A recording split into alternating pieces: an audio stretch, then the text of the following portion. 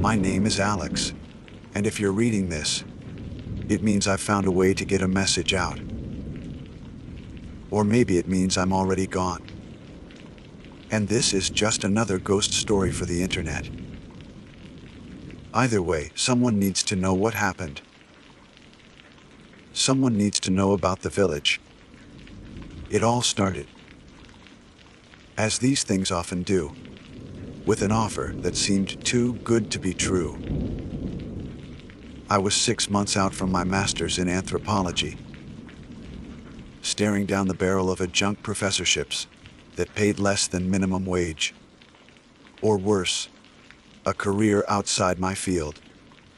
My dissertation on ritualistic objects in pre-Columbian Mesoamerican cultures hadn't exactly set the academic world on fire, and the grant applications I'd painstakingly crafted were met with a chorus of polite rejections.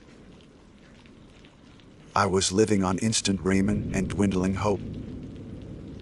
Why? The kind of quiet desperation that makes you vulnerable to things you'd normally run screaming from. Then the email arrived.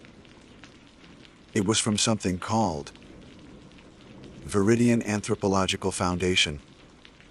I'd never heard of them. A quick search turned up a bare-bones website, registered only a year prior, with vague mission statements about preserving indigenous cultures and fostering academic research. No staff list, no board of directors, just a generic contact form. Red flag number 1, right? But the subject line read, Grant Opportunity, Ethnographic Study in Remote Sierra Madre Community. The email itself was brief, almost curt. It outlined a remarkably generous stipend, more money than I'd seen in one place in my entire life, to conduct a 6-month immersive study on unique societal structures and traditional belief systems in an unnamed village deep within the Sierra Madre Occidental. The catch: due to the sensitive nature of the community and the immersive requirements of the research, prolonged external communication will be highly restricted. The selected candidate must be prepared for significant periods of isolation. My heart hammered. Isolation. Sure. Vague research parameters. Fine by me. It meant I could shape it. An obscure foundation offering a fortune. My sensible side, the one that hadn't been starved by ramen and rejection, whispered warnings. But the other side, the one that saw a lifeline, a chance to finally do meaningful work, to pay off my student loans, to simply eat properly, shouted much louder. The desperation, I see now, was a tool they used, or perhaps one I willingly handed them. I told myself this was it, the break I'd been waiting for. The unique societal structures part was intriguing enough to satisfy my academic curiosity, and the money was enough to silence most of my doubts. I replied within the hour, my CV attached, my fingers trembling slightly as I hit send. The journey was a descent, both literally and metaphorically. First, a flight to a major Mexican city, then a smaller, rattling plane to a dusty regional airport. From there, a long, sweltering bus ride took me to a town that felt like the last outpost of civilization, a place where the pavement ended and the wilderness began. As per the Foundation's cryptic instructions, I was to wait at a specific cantina at noon. He was there, exactly as described, an older man, weathered and lean, with eyes that seemed to absorb light without reflecting it. His name, he grunted, was Miguel. He spoke maybe 10 words of English. And when I tried my rusty collegiate Spanish, he just stared straight ahead, his silence more unnerving than any hostility. He led me to an ancient, battered pickup truck, its original color lost to rust and grime.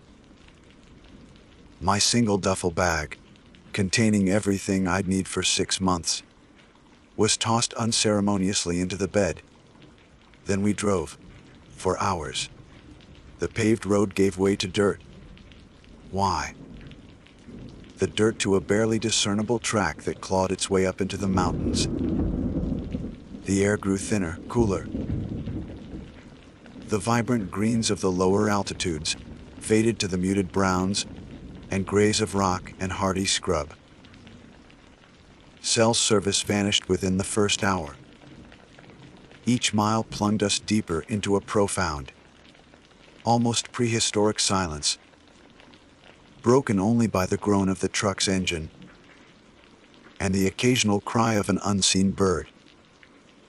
The landscape was brutally beautiful, stark, and indifferent, towering peaks on all sides that seemed to press in, swallowing the sky. I felt a growing sense of insignificance, of being utterly removed from everything I knew. This was isolation, all right. The kind that settles in your bones. Finally, as the sun began to dip below the jagged horizon, painting the sky in bruised purples and reds, Miguel pointed. El Nido, he said. The nest. It wasn't so much a village as a scattering of small, adobe, and wood structures, clinging to the floor of a deep, shadowed valley. A thin river, looking black in the fading light, snaked along edge. There was no electricity visible, no welcoming lights, just the deepening gloom. As we rumbled closer, I saw a few figures moving in the twilight, shapes more than people, who paused to watch our approach with an unnerving stillness. No one waved. No children ran out to greet us. The silence here was different from the silence of the mountains. It was heavier, watchful. I could feel their eyes on me. And a prickle of unease. The kind you get when you realize you've stumbled into a place where you are not just an outsider, but an intrusion. Miguel pulled up to a small, dilapidated cabin set slightly apart from the other dwellings, near the edge of a sparse, dark wood. It was to be my home. He hauled my bag onto the dirt floor, then turned to me. For the first time, he met my eyes directly, and what I saw there made my stomach clench. It wasn't malice. Not exactly. It was something flatter, older. Resignation, perhaps. He reached into his worn vest and pulled out a folded piece of yellowed paper, creased and softened with age. He pressed it into my hand. His voice, when he spoke, was low and gravelly, his English heavily accented. "These are the ways here," he said, his gaze unwavering. "For your safety, for our safety. The rules." I asked, my voice barely a whisper. He nodded slowly. "Follow them. Always." He offered no further explanation, no welcome, no advice. He simply turned and walked away, disappearing into the twilight, towards the main cluster of buildings, leaving me alone with the oppressive silence and the piece of paper in my hand. My fingers fumbled with the latch on the cabin door. Inside, it was Spartan on a rough wooden cot, a small table, a single chair, and an unlit hearth. A kerosene lamp sat on the table, along with a box of matches. With trembling hands, I lit the lamp. The flickering orange glow, pushing back the encroaching darkness, but not the chill that had settled deep within me. Then, I unfolded the paper. The writing was in a neat, spidery script, faded but legible. TERULSOFEL Night 01. Never leave your dwelling after the evening bell tolls 3 times. No matter what you hear, the night is not for you. 2. If you see a child with eyes of pure white, do not speak to them. Do not acknowledge their presence. Turn away immediately and walk quickly to the nearest occupied building. Do not look back. 3. Food will be left on your doorstep before sunrise. Eat only this. Do not attempt to cultivate, gather, or hunt your own food within the valley. What grows here is not for you. 4. The river that borders the valley flows south. Its waters are sacred and forbidden. Never drink from it, bathe in it, or attempt to cross it. Its current carries more than water. 5. If you hear music, without a discernible source, a flute, a drum, a voice, humming, cover your ears, tightly any tune, you know, loudly and without pause, until the other sound fades completely. 6. Do not speak of the old ones of the mountain by their true names, should you ever learn them. Refer to them only as those who watch, and only if you must speak of them at all. 7. Once a month, on the night of the new moon, you must remain inside your dwelling from dusk till dawn. Make no sound. Before sunset on that day, mark your doorframe, top and both sides, with a fresh sprig of ruta. It will be provided. I read the list once, then twice. A cold knot formed in my stomach. This wasn't quaint local folklore. The kind of charming superstition I'd come to document. This was something else. Rule 1, about the evening bell, sounded like a curfew. But the addendum, no matter. What you hear sent a shiver down my spine. The white-eyed child in Rule 2. Straight out of a horror movie. The restrictions on food and water felt controlling, sinister, and those who watch. The capitalization was ominous. The new moon ritual with ruta, a plant I knew, was often associated with warding off evil. My mind reeled. This had to be some kind of elaborate prank. A test for the new researcher. Or perhaps these were deeply ingrained superstitions, and Miguel, in his own way, was trying to help me avoid offending the locals. That had to be it. Part of the unique societal structures. I was here to study, right? I tried to laugh it off, a shaky, why? Unconvincing sound in the stillness of the cabin. But the weight of Miguel's gaze, the oppressive atmosphere of the valley, the journey that had stripped away every layer of my familiar world. It all conspired to plant a seed of genuine fear. The Viridian Anthropological Foundation and their vague research proposal suddenly felt a lot less like an academic opportunity and a lot more like a lure. Why? What had I walked into? The stipend, the isolation, the lack of information, it all clicked into a more disturbing pattern now. My earlier desperation, my willingness to overlook the warning signs, now felt like a fatal flaw. Outside, the darkness was absolute. The silence pressed in, thick and suffocating. I looked at the list again, the handwritten words seeming to pulse in the lamplight. My academic detachment was rapidly crumbling, replaced by a primal unease. The first night in El Nido was beginning, and I had a feeling that sleep would not come easily. The first rule, we soon discovered why.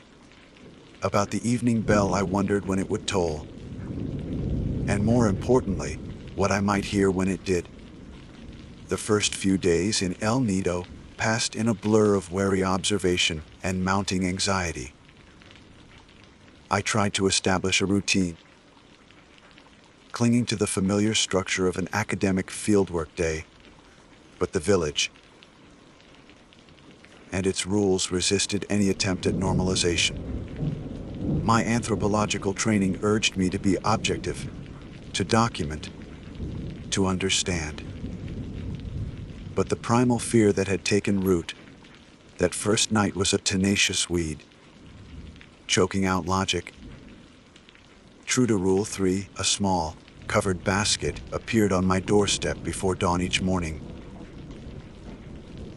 It usually contained a couple of thick corn tortillas, a portion of beans or a stew with unidentifiable but not unpleasant meat, and occasionally a piece of fruit I didn't recognize.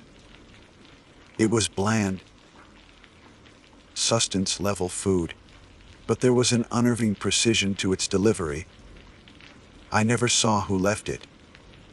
I'd wake, and it would simply be there, as if materialized from the morning mist that often clung to the valley floor. The rule stated, "What grows here is not for you." I'd look out at the sparse vegetation, the dark, budding trees at the edge of the woods near my cabin, and wonder what forbidden bounty they held. The thought of supplementing my diet, even with a few wild berries, was quickly quashed by a cold dread. These rules weren't suggestions. The villagers were elusive. During the day, I'd see them moving about, women tending to small, dusty plots of land just outside their homes. What were they growing, if not for general consumption? Men engaged in tasks I couldn't quite decipher from a distance, their movements economical and purposeful. They were all clad in simple, earth-toned clothes. Children, when I saw them, played quiet, subdued games, their laughter never quite reaching a joyous pitch. They all had dark, watchful eyes. Eyes that would flick towards me, linger for a moment, and then slide away if I tried to meet their gaze. My attempts at friendly greetings, a hesitant "Buenos Dias," were met with silence, or at best, a curt, almost imperceptible nod before they hurried on. They weren't hostile, not overtly. It was more like I was a dangerous object, something to be acknowledged from a safe distance, and then studiously ignored. The isolation was profound, a living entity that pressed in on me from all sides. The evening bell, Rule 1, was the true test of my resolve. It wasn't a melodic chime from a quaint church tower. It was a deep, resonant clang, like a hammer striking a massive, cracked iron plate. It tolled 3 times as dusk bled into impenetrable night, each strike echoing through the valley, seeming to shake the very foundations of my small cabin. And then the sounds would begin. The first night, it was scratching. A dry, rasping sound, like claws on wood, circling my cabin. I told myself it was an animal. A raccoon, a possum. But the regularity of it, the way it seemed to pause right outside my door, then my window, was deeply unsettling. I lay on my cot, rigid, staring at the ceiling, the kerosene lamp burning low, casting dancing, monstrous shadows. Then came the whispers. Faint, sibilant, just at the edge of hearing. I couldn't make out words, just the idea of voices, cold and ancient. "The night is not for you," the rules stated. I squeezed my eyes shut. a pulling the thin blanket over my head, a childish defense against an adult terror. Other nights brought different torments. A soft, sorrowful weeping that seemed to come from just beyond my walls. The sound of heavy footsteps, too deliberate for an animal, pacing back and forth. Once, a low, guttural chuckle that made the hairs on my arms stand on end. Each sound was a hook, trying to reel me out into the darkness. My anthropological curiosity warred with a desperate need to survive. What was out there? Part of me, the academic, burned to know. But the part of me that had read the rules, the part that had seen the look in Miguel's eyes, knew that some doors are best left unopened. I stayed inside. Always. Rule 2, the child with pure white eyes, haunted my waking hours. Every time I saw a child in the village, my breath would catch. Their eyes were always dark, normal. But the image was seared into my brain. What would happen if I saw one? The instruction to turn away immediately and not look back implied a danger so profound that even a glance was a transgression. I found myself scanning the periphery, my head on a constant swivel, a paranoid tic I couldn't shake. One afternoon, I saw a small figure dart behind one of the further cabins. Just a flash of movement. Was it a child? Were its eyes? I couldn't be sure. I didn't dare look closer. I just turned and walked, heart hammering, back to my own cabin, the rules screaming in my mind. The river, Rule 4, was a constant, brooding presence. It snaked along the western edge of the valley, its waters dark and sluggish, even under the midday sun. It didn't look refreshing. It looked wrong. The rule said its current carries more than water. I'd stand at a safe distance, watching it, a strange fascination mixed with revulsion. The air near it felt colder, heavier. I never saw any villagers approach it. It was a clear, unspoken boundary. One sweltering afternoon, about 2 weeks into my stay, the music started. Rule 5. I was sitting at my small table, trying to write field notes. Though my observations were mostly about my own fear and the villagers' avoidance of me. It began subtly, a faint, ethereal melody that seemed to drift on the breeze. A flute, high and sweet, but with an underlying discordant note that set my teeth on edge. It grew louder, weaving a complex, captivating tune that seemed to pull at something deep inside me. It was beautiful, etchingly so, but also profoundly alien. My skin prickled. I remembered the rule: cover your ears tightly and hum any tune you know, loudly and without pause, until the other sound fades completely. My hands flew to my ears, pressing hard against my skull. The phantom flute still seemed to seep through. Panic clawed at my throat. What tune? My mind went blank. Then, desperately, I latched onto the first thing that came. Twinkle, Little Star. I started humming, then singing, my voice cracking, loud and off-key. Why? A ridiculous nursery rhyme against the insidious beauty of the unseen flute.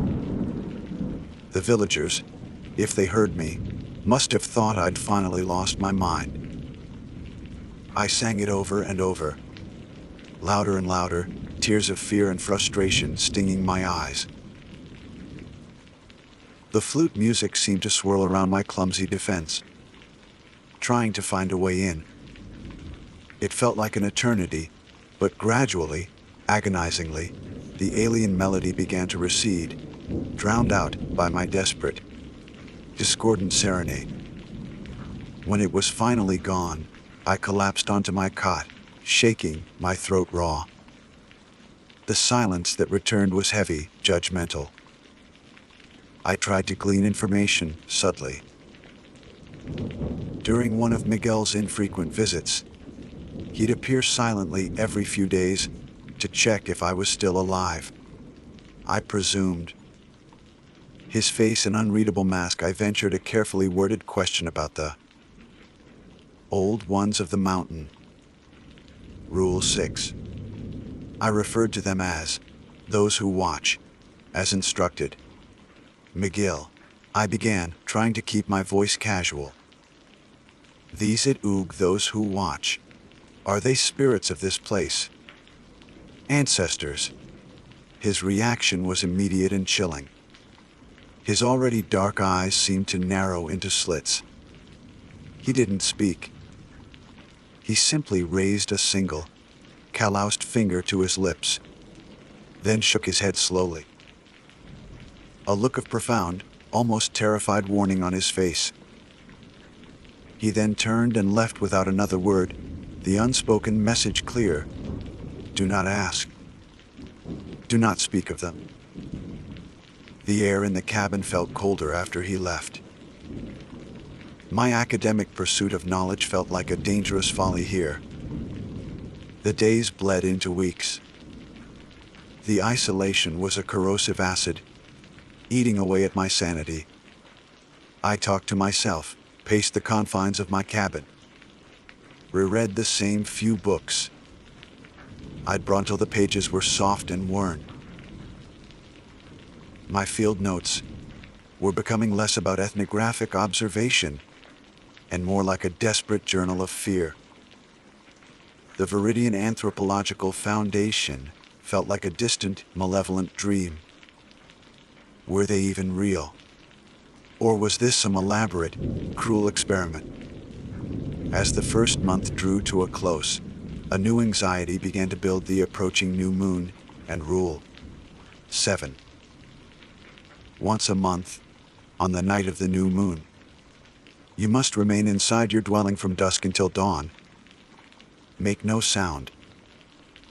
Before sunset on that day, mark your doorframe, top and both sides, with a fresh sprig of ruta. It will be provided. The day before the new moon, a small, withered woman I hadn't seen before, her face a roadmap of wrinkles, appeared at my door. She didn't speak, didn't even look at me. She simply held out a small bundle of freshly cut ruta rue. The sharp, medicinal scent of the herb filled the air. Her hand trembled slightly as she offered it. I took it, my own hand unsteady. Gracious, I whispered. She just nodded, her eyes fixed on some point beyond me, and then shuffled away. The sprigs felt cool and slightly oily in my hand.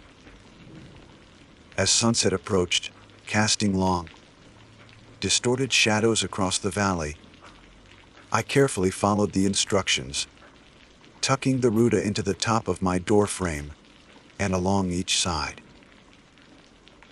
The act felt ancient, ritualistic, a desperate plea to unseen forces. What was this meant to ward off? And what would happen if it failed? Or if I made a sound? The sun dipped below the jagged peaks, and a darkness deeper than any I had yet experienced in El Nido began to settle. The usual night sounds, the wind, the distant cry of some animal, were absent. A profound, unnatural stillness descended upon the valley. It was the kind of silence that screams. I extinguished my lamp, plunging the cabin into absolute blackness. I sat on my cot, every muscle tensed, straining my ears, my heart pounding a frantic rhythm against my ribs. The scent of the ruta was sharp, almost overpowering in the enclosed space. Hours passed. Or maybe it was minutes. Time had lost all meaning. The silence stretched, taut and unbearable. And then, I heard it. Not outside. Inside. A soft, almost inaudible sigh, seeming to emanate from the darkest corner of the cabin. My blood ran cold. I wasn't alone. The sigh hung in the absolute darkness of the cabin, a delicate sound that carried an impossible weight of presence. My breath hitched. Rule 7, make no sound. I clamped my hand over my mouth, stifling a gasp, my heart trying to batter its way out of my chest. The Ruda, its sharp scent so potent moments before, now seemed like a flimsy, useless ward. Another sigh, closer this time, accompanied by a faint, dry rustle, like old leaves skittering across a stone floor. It was in the room with me. Whatever it was. I squeezed my eyes shut, as if not seeing would make me invisible. A cold spot drifted through the cabin. Why? Brushing past my arm, raising gooseflesh despite the humid night. I could smell damp earth, a loamy, grave-like odor that filled my nostrils and made me want to retch. But I held it in, every muscle screaming, with the effort of remaining still, silent. Minutes stretched into an eternity. The presence lingered, a silent, suffocating weight in the small space. I felt a light pressure on the edge of the cot, as if something was considering sitting beside me. My entire body went rigid. I focused on the feel of the rough blanket under my hands, the pounding in my ears, anything to anchor me. Then, as slowly as it had manifested, the coldness receded. The smell of earth faded. The silence returned. But it was a different silence now, an empty, waiting silence. I didn't dare move, didn't dare breathe normally until the first faint hint of gray light seeped through the cracks in the shutters. When dawn finally broke, I was a wreck, trembling and hollow-eyed. The sprigs of Ruta in the doorframe were blackened, shriveled as if touched by extreme heat or a corrosive substance. They had done something, but whatever had been in my cabin had not been entirely deterred. The days that followed were marked by a new level of paranoia. The villagers seemed even more distant, their faces tighter, their eyes darting away from me, with a speed that spoke of more than just avoidance. It felt like fear. Was it fear of me, or fear for me, because of what had happened on the new moon? McGill stopped his infrequent visits altogether. The basket of food still appeared, but sometimes it seemed less. A single tortilla instead of two. A thinner portion of beans. Was I being punished? Or was the village itself faltering? My academic mission was a forgotten ghost. Survival was the only imperative. I started rationing my food, a gnawing hunger becoming a constant companion to my fear. Discovered why. The thought of Rule 3, do not attempt to cultivate, gather, or hunt your own food within the valley. What grows here is not for you, became a perverse obsession. I'd stare at the dark, gnarled trees at the edge of the woods, at the strange, pale fungi that sometimes sprouted overnight near my cabin after a rain. What was it about the valley's bounty that made it forbidden? One afternoon, driven by a recklessness born of hunger and despair, I ventured closer to the woods than I ever had before. I saw a patch of unfamiliar berries, plump and a deep, tempting purple, growing on a low bush. My stomach cramped with desire. Just one, I told myself. What could one berry do? I reached out a trembling hand. As my fingers brushed the fruit, a sound made me freeze, a child's giggle, unnervingly close. I spun around, standing not 10 feet away, partially obscured by the trunk of a gnarled tree, was a little girl. She couldn't have been more than 6 or 7, with tangled black hair and wearing a simple, dirt-stained dress, and her eyes. Oh God, her eyes. They were pure milky white. No iris, no pupil. Just opaque orbs that seemed to glow faintly in the dim light of the woods. Rule 2 slammed into my mind with the force of a physical blow. If you see a child with eyes of pure white, do not speak to them. Do not acknowledge their presence. Or turn away immediately and walk quickly to the nearest occupied building. Do not look back. She giggled again, a sound that was both innocent and deeply, horribly wrong. She took a small step towards me. My heart leaped into my throat. I couldn't breathe. Every instinct screamed at me to run, but the rule was specific. Turn away, Walkley. I forced my legs to move, turning my back on the wide-eyed child, on the forbidden fruit. My pace was anything but quick at first, each step a monumental effort of will. I could feel her gaze on my back, cold and knowing. I didn't dare look back. I walked, faster now, towards the nearest cluster of village huts. The image of those luminous, white eyes burned into my retinas. I reached the edge of the village clearing, my breath coming in ragged gasps. When I finally risked a glance over my shoulder, the woods were empty. The child was gone. The berries remained, glistening innocently. That night, the sounds outside my cabin were worse than ever.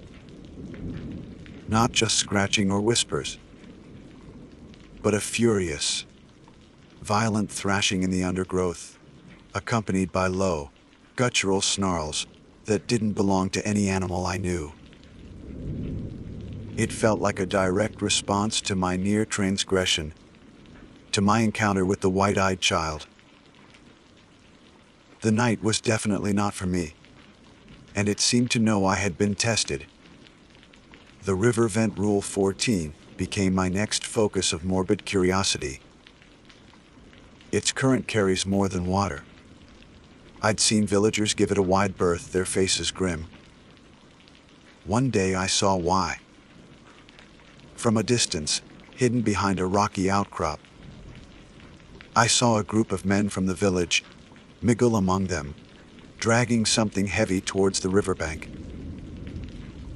It was a large, crudely made wooden crate, sealed shut. They handled it with a mixture of reverence and fear. With immense effort, they pushed it into the dark, sluggish water. It didn't float for long. It seemed to be pulled under by an unseen force, sinking rapidly into the black depths. No bubbles, no disturbance on the surface. It was just gone. What was in the crate? An offering. A disposal. The implications were horrifying. What did this valley demand, and what did the river take? My attempts to understand the unique societal structures of El Nida had devolved into a desperate bid to decipher the mechanics of a nightmare. Those who watch. Rule 6 were no longer an abstract concept. I felt their presence in the unnatural stillness of the new moon, in the fury of the night sounds, in the dead-eyed resignation of the villagers. They were the unseen puppeteers, and we were all dancing to their silent, terrifying tune. The end, when it began, was insidious. My food rations dwindled further. The basket one morning contained only a single, dry tortilla and a cup of murky water. Not river water, I prayed, but it tasted of earth and despair. My strength was failing. My journal entries, which I'm scribbling this into now, with a shaking hand, and the last of my lamp oil, became more frantic, less coherent. I realized the Viridian Anthropological Foundation wasn't going to check on me. There would be no extraction. My generous stipend was blood money, payment for my soul. This research was a one-way trip. I was either an offering or perhaps a candidate for what I dreaded to imagine. A few days ago, Miguel appeared at my door. He looked older, more stooped, his eyes holding a deep, wary sorrow. He didn't speak. He simply handed me another piece of folded, yellowed paper. My heart sank. More rules, an addendum to my slow execution. I unfolded it. It wasn't a list. It was a crude drawing. A stick figure me, standing before a dark opening in the mountainside. A cave I hadn't noticed before, high up on the valley wall. And above the cave, drawn with a shaky hand, were multiple, staring eyes. Below it, a single word: soon. Those who watch. They were waiting. Or perhaps they were summoning. I don't know how much time I have left. The food has stopped coming altogether. The nights are filled with a cacophony of horrors that seem to be drawing closer, testing the very walls of this cabin. The evening bell still tolls, but it sounds like a death knell now. I found an old, almost depleted satellite phone in the bottom of my duffel bag, a relic from a previous, more optimistic research trip that I'd forgotten I even packed. The battery is almost dead. I don't know if this message will even get through, if there's enough power to transmit these words, these warnings. But I have to try.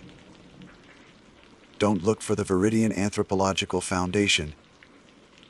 Don't try to find El Nido. It exists in a place where the maps are wrong, where the mountains keep their secrets. The rules are real. They are the only thing between you and them. The sun is setting. I can hear a sound. Different this time. It's not the flute, not the drum. It's a low, resonant hum coming from the direction of the mountains, from the cave in the drawing. It's pulling at me, a gentle but irresistible summons. The last of the lamp oil is guttering. I think they want me to come out. Rule 1 says the night is not for me. But what if the day isn't anymore either? What if I am what grows here now? The humming is getting louder. I have to go. Maybe I'll see what the river carries. Or maybe I'll finally understand what it means to be watched. If you get this, tell someone. Tell them about El Nido. Tell them not to.